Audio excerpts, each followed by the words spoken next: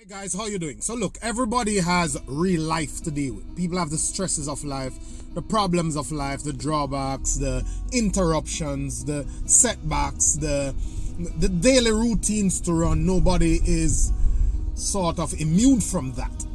But amidst all that, people have found a way to actually get the important things done, because our lives is full of urgent things that we must do now. We have to pay that bill, we have to go pick up the child, we have to get to work on time, all those urgent things. We have to service this car, we have to get to the supermarket to put food in the house, all those things that are urgent.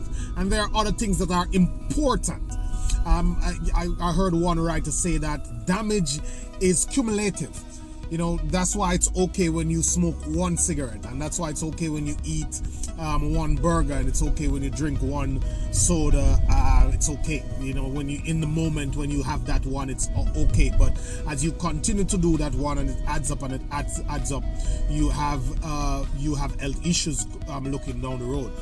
I think they said there are over 2,000 funerals in the United States every evening because of lifestyle diseases.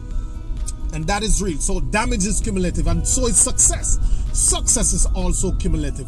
And a lot of times why we don't move, part of the reason outside of fear and outside of conditioning, part of the reason why we don't move is we never get started because we're waiting for this big thing, this huge thing to happen.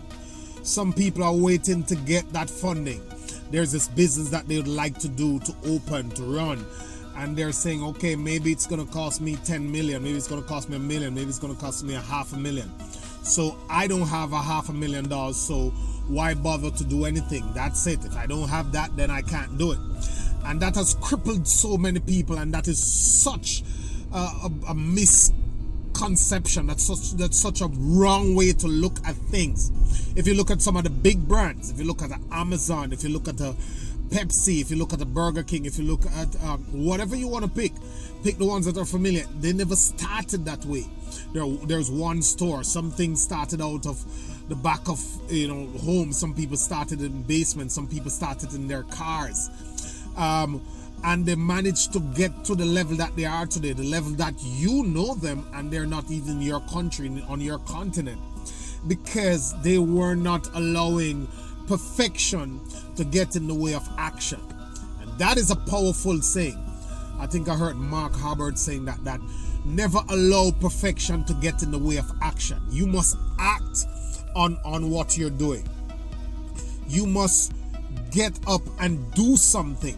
And the other saying that is powerful is that don't allow what you cannot do to get in the way of what you can do.